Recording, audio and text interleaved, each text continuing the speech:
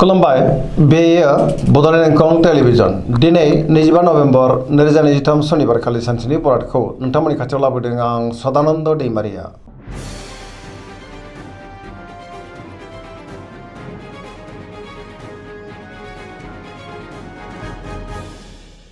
सिगां फरायनो लादों मेष राशि गिबि हांखो अ ल दिनैनि साना जोबोर मोजां जेरावबो जाफुंसारगोन। गुबुननि थाखाय दिनै गोबां मोजां खामानि मावनानै होनोबो हागोन। सुथुरखौ दिनै गोरलैयैनो फेजेननोबो हागोन। बयजोंबो अनजागोन आरो अनसायजागोन। मावनो लानाय खामानिखौ थि समावनो मावफुंनो हागोन। गोसोआ दिनै जोबोर गोजोनगोन। देहाया मोजाङैनो थागोन। सोरजोंबा बाख्नायजानानै गोसोआ दिनै जोबोर खुसि जागोन। रांखावरियाव मोजां। बेफार फालांगियावबो दिनै जोबोर मोजां मुलाम्फा मोननो हागोन। आयआबो दिनै बांनो हागौ। सोरबा लोगोनिफ्राय थोजासे हेफाजाबखौ मोननो हागोन। फरायसाफोरा दिनै फरायनायाव गोसो दुंखांगोन आरो मोजां फिथाइ मोनगोन।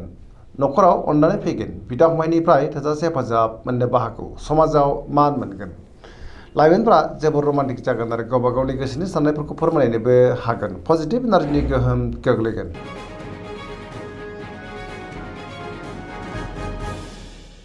वृष राशि गिबि हांखो इ उ ब दिनैनि साना जोबोर मोजां। गोसोआव गोथों आरो गोग्गो साननाय फैगोन। गियाननि आंखाल जानाय नङा। गोदान खामानियाव दिनै आखाइ होजेननो हागोन। मोनफ्रोमबो बिथिङावनो जाफुंसारनो हागौ। गोबां मोजां खाबुबो दिनै मोननो हागौ। गोसोनि बोलोआ बांगोन। सिगांनि बबेबा आद्रा खामानिखौबो दिनै मावफुंनो हागोन। समाजाव मान मोनगोन। रांखावरियाव दिनै जोबोर मोजां होनजायो। बेफार फालांगियावबो दिनै जोबोर मोजां मुलाम्फा मोननो हागोन। गोबां मुंदांखा सुबुंजों दिनै लोगो मोनज्लायनोबो हागौ। न'खराव अननानै फैगोन। देहाया दिनै मोजाङैनो थागोन। लोगोफोरनिफ्राय थोजासे हेफाजाब मोननो हागौ। पजिटिभ एनार्जिनि गोहोम गोग्लैगोन। सेंग्रा सिख्लाफ्रा दिनै जोबोर रमान्टिक जागोन आरो गोसोनि साननायखौ फोरमायलायनोबो हागोन।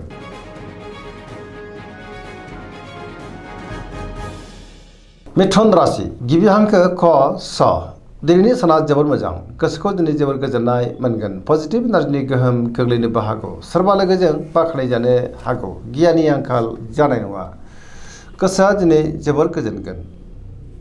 देहाया मोजाङै थागोन। रांखावरियाव दिनै जोबोर मोजां। आयआबो बांनो हागौ। बेफार फालांगियावबो मोजां होनजायो। न'खराव अननानै फैगोन। समाजावबो दिनै मान मोननो हागोन। गोसोनि बोलोआ दिनै बांनो हागौ। मावनो लानाय खामानिखौ थि समावनो आरो गोरलैयैनो मावफुंनोबो हागोन। सोरबा लोगोनिफ्राय थोजासे हेफाजाबबो मोननो हागौ। गुबुनजों मोजां सोमोन्दो लाखिनोबो रोंगोन। बहाबा थाङोब्ला दिनै जोबोर मोजां आरो मोजाङैनो हान्थिनो हागोन। लाइमोनफोरनि गोसोआ दिनै जोबोर खुसि जागोन।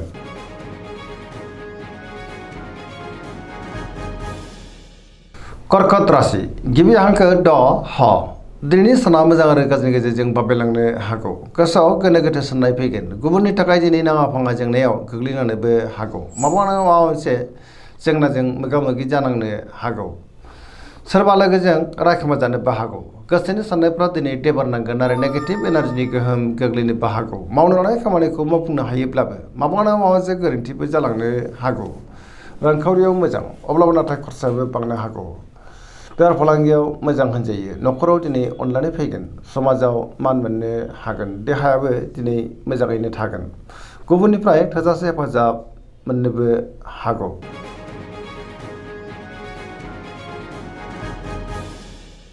सिंह राशि गिबि हांखो म ट दिनैनि साना जोबोर मोजां।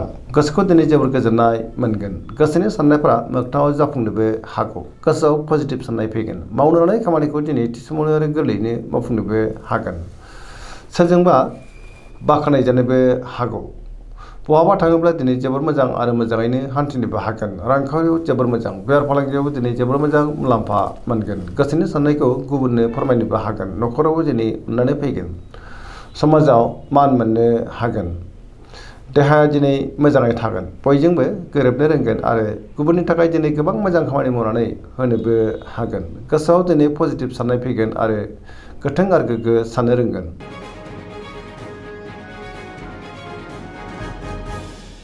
कन्या राशि गिबि हांखो प ट दिनैनि साना मोजां आरो गाज्रिनि गेजेरजों बाबेलांनो हागौ। गुबुननि थाखाय दिनै नाङा फाङा जेंनायाव गोग्लैनानैबो हागौ। गोसोआव नेगेटिभ साननाय फैगोन। गोथों आरो गोग्गो साननो रोंनाय नङा। गियाननि आंखाल जानोबो हागौ। रांखावरियाव दिनै बारा मोजां नङा, नाङा फाङा खरसाया बांनो हागौ, बेफार फालांगियावबो दिनै बारा मोजां नङा होनजायो। देहाया मोजाङै थागोन, अब्लाबो नाथाय जानाय लोंनायाव सांग्रां जानांगोन। सोरजोंबा रायखोमा जानोबो हागौ आरो नेगेटिभ एनार्जिनि गोहोमबो गोग्लैनो हागौ। लाइमोनफोरनि गोसोआ दिनै जोबोद रमान्टिक जागोन आरो गोसोनि साननायखौ फोरमायलायनोबो हागोन।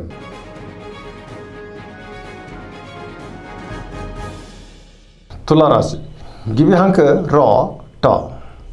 दिनैनि साना जोबोर मोजां, गोसोनि साननायफ्रा मोगथाङाव जाफुंनोबो हागौ। गोसोआव गोथों आरो गोग्गो साननाय फैगोन। मावनो लानाय खामानिखौ दिनै थि समावनो आरो गोरलैयैनो मावफुंनोबो हागोन। देहाया मोजाङै थागोन। बहाबा हान्थिनो एबा दावबायनो खाबु मोननो हागौ। रांखावरियाव दिनै जोबोर मोजां, बेफार फालांगियावबो जोबोर मोजां मुलाम्फा मोनगोन। न'खरावबो अननानै फैगोन। बिसि फिसायनि गेजेराव मोजां सोमोन्दो थागोन। गुबुननि गोसोखौ गोरलैयैनो बोनोबो हागोन। लोगोफोरनिफ्राय थोजासे हेफाजाब मोननो हागौ। गोदान थांखि लानो रोंगोन। सेंग्रा सिख्लाफ्रा दिनै जोबोर रमान्टिक जागोन आरो गावबा गावनि गोसोनि साननायखौ फोरमायलायनो हागोन। पजिटिभ एनार्जिनि गोहोम गोग्लैनोबो हागौ।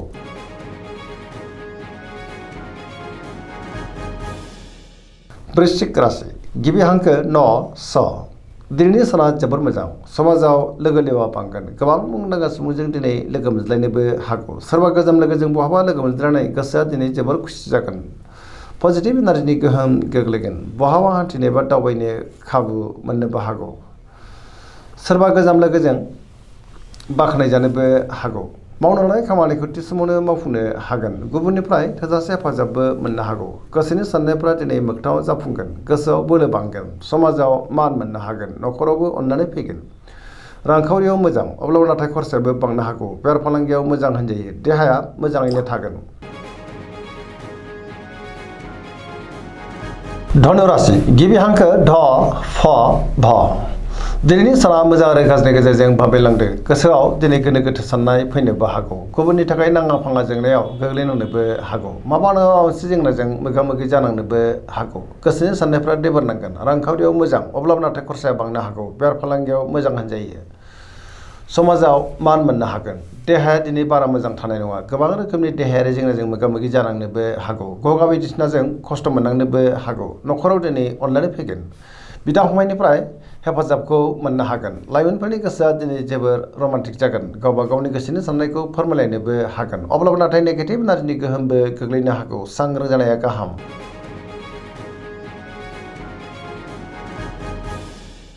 मकर राशि गिबि हांखो ख ज। दिनैनि साना जोबोर मोजां, गोसोनि साननायफ्रा दिनै मोगथाङाव जाफुंगोन। मावनो लानाय खामानिखौ थि समावनो आरो गोरलैयैनो मावफुंनोबो हागोन। रांखावरियाव मोजां, अब्लाबो नाथाय खरसाया बांनो हागौ। बेफार फालांगियाव मोजां होनजायो। गुबुनजों मोजां सोमोन्दो लाखिनोबो रोंगोन। मोनफ्रोमबो खामानिखौनो दिनै गोरलैयैनो मावफुंनो हागोन। गोदान खामानियाव आखाइ होजेननो हागोन। न'खराव अननानै फैगोन। बिदा फंबायनिफ्राय थोजासे हेफाजाब मोननो हागोन। सेंग्रा सिख्लाफ्रा दिनै गावबा गावनि गोसोनि साननायखौ फोरमायलायनो हागोन आरो फरायसाफ्रा फरायनायाव गोसो दुंखांगोन आरो मोजां फिथाइ मोननोबो हागोन। पजिटिभ एनार्जिनि गोहोम गोग्लैगोन।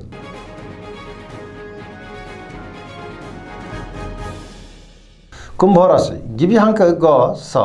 दिनैनि साना मोजां आरो गाज्रिनि गेजेरजों बाबेलांनो हागौ। गोसोआव गोनो गोथो साननाय फैनोबो हागौ। सोरजोंबा रायखोमा जानोबो हागौ। गुबुनजों मोजां सोमोन्दो लाखिनो गोब्राब जागोन। गोबां मोजां मोजां खाबुफोरा दिनै गोमाफिननोबो हागौ। रांखावरियाव बारा मोजां नङा, नाङा फाङा खरसायाबो बांनो हागौ। देहाया मोजाङै थागोन, अब्लाबो नाथाय जानाय लोंनायाव सांग्रां जानांगोन। गुबुननिफ्राय हेफाजाब मोननो गोब्राब जानोबो हागौ आरो नेगेटिभ एनार्जिनि गोहोम गोग्लैगोन। मोनफ्रोमबो बिथिङावनो दिनै सांग्रां जानाया गाहाम।